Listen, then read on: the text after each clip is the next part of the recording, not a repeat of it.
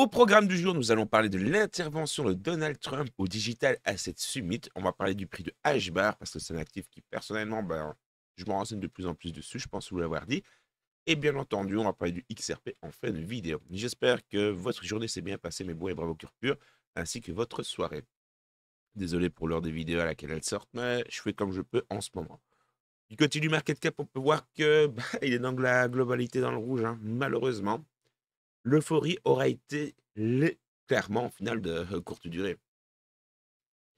Clairement, l'euphorie aura été de courte durée. Le market cap connaît une perte de 1,57% sur les dernières 24 heures. Nous avons 2-3 actifs qui sont dans le vert, je vous l'accorde, mais pas de quoi non plus, pas de quoi non plus se réjouir. Du côté du Bitcoin, perte de 1,48% sur les dernières 24 heures. Le prix du BTC est de 84 471 $.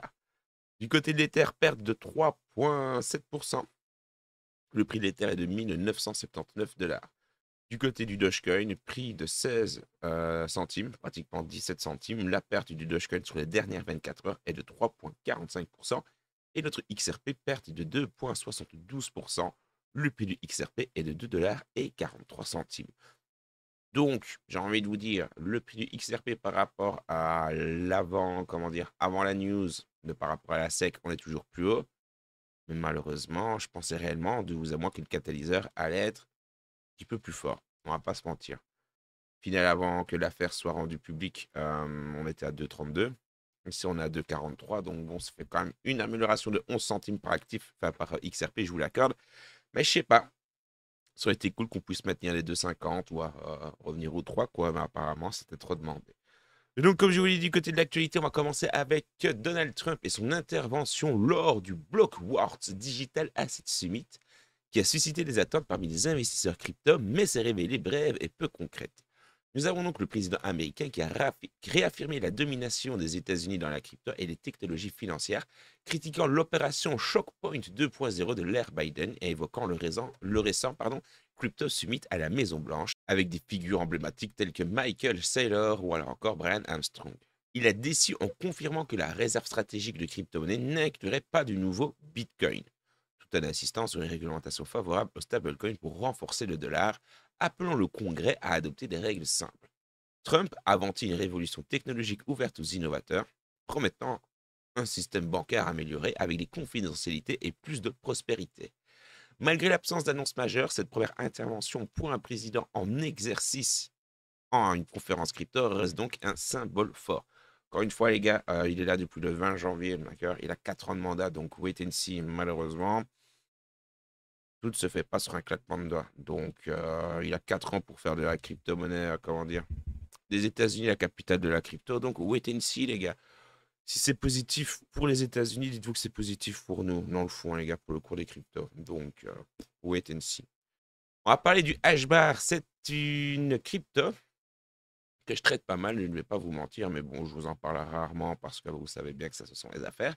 Mais il est vrai que le HBAR, il y a beaucoup de pertinence derrière. C'est pas exclu d'ailleurs que je recherche, comment dire, de nouveaux formats vidéo pour la chaîne secondaire parce que les airdrops Telegram, c'était bien drôle, mais je pense que je vais repartir sur des, comment dire, sur du format plus explicatif.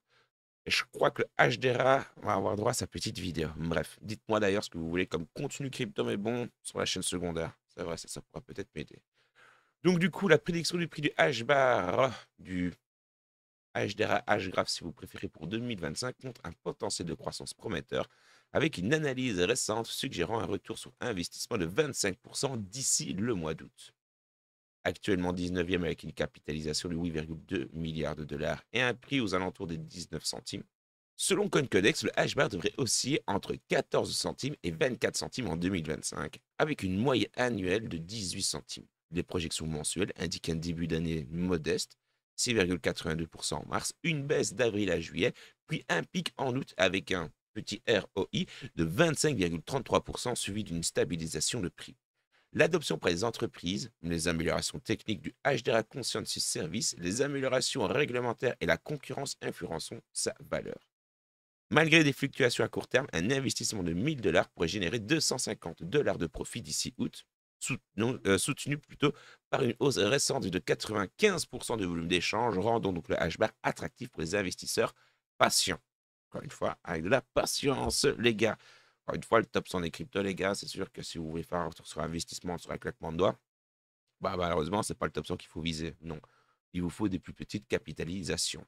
Ici, si vous voulez des actifs string ficelle, le XRP, vous pouvez y aller. Le TH, moi, je reste convaincu qu'on peut y aller aisément, les gars, surtout en dessous de 2000 $. Et le H-bar, vous pouvez nous renseigner, faire votre Dior, mais il y a clairement de la pertinence derrière. Du côté de notre XRP, le 19 pass restera donc gravé comme un tournant pour le marché de la crypto-monnaie avec l'annonce officielle de l'abandon de la SEC, de son appel pardon, contre Ripple.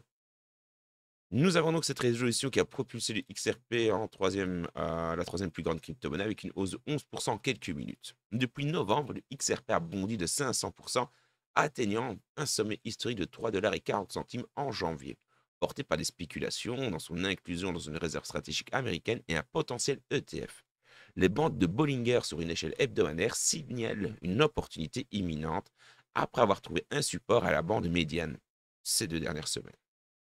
Le XRP vise désormais la bande supérieure à 3,48 $, soit de 2,59% au-dessus de son record, suggérant une nouvelle percée vers un nouveau sommet, mais bon, inédit dans les semaines à venir. Et au final, l'affaire et la SEC, ça vient de se terminer. Voilà. Allez voir mes petites vidéos d'avant, les gars. Au final, le discours sera toujours le même, hein, les gars. Maintenant que l'affaire avec la SEC est terminée, bah, c'est une épine du pied retirée pour l'entreprise et ça va être la porte ouverte à plein de nouvelles choses. On l'a vu hier que l'adoption commençait à se faire. Donc, les gars, wait and see. Faites le plein et ne soyez pas impatients. D'accord? Pleurez pas ou pump, pleurez pas ou bull run maintenant. Non, faites le plein, les gars. Faites le plein maximum parce qu'une fois que ce dernier va arriver, ce sera passé. Vous allez vite être dégoûté, les gars. Mais faites-moi confiance avec cela.